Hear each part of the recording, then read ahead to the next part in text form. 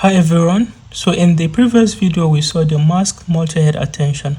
We also saw this addition and normalization. Today we'll continue with feedforward, addition and normalization.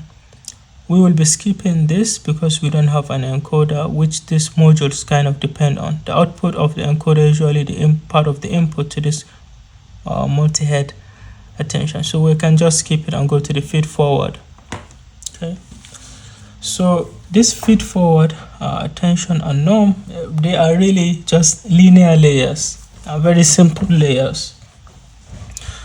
All right, so in the previous video we had this xfn, we got x final 2x4x4 the dimension.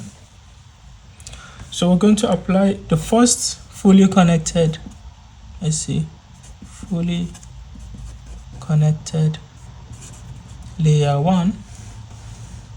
What we are going to do is we're going to take xf multiplied by w8. We stopped at w7 in the previous video, transpose. Well, let's look at dimension of w8. w8 is, well, 4 times 4 by 4. This 4 is the embedding dimension. This 4 is also the embedding, but this 4 is not actually the embedding. This could be 5, it could be 10.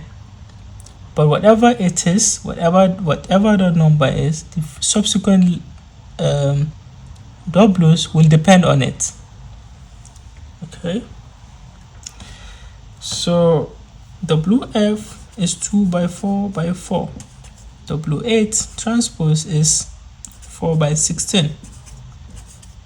We have an output that is 2x4x16. So now we have projected from dimension of 4 to dimension of 16. After that, we are going to apply a ReLU function. Well, this ReLU function, any value in this tensor that is negative, we're going to make this function make it 0, and any positive value will not change.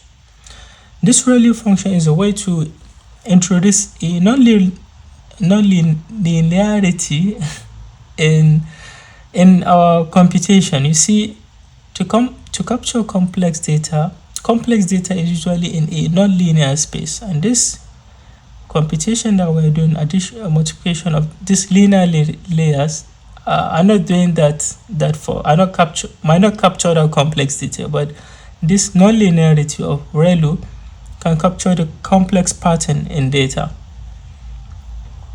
Okay, and that ReLU will not change the dimension, which is important. So I'm going to call this, after the application of ReLU, let's call it xf final 2 kind of. Let's apply a second fully connected layer 2, which is x final 2, this one, times w9. Well, this w9 dimension will be like the opposite of this, because we want to go back from dimension of 16 to 4. So instead of 4 times 4x4, it will be 4x4 times 4. Okay. So xf2 is 2x4x16.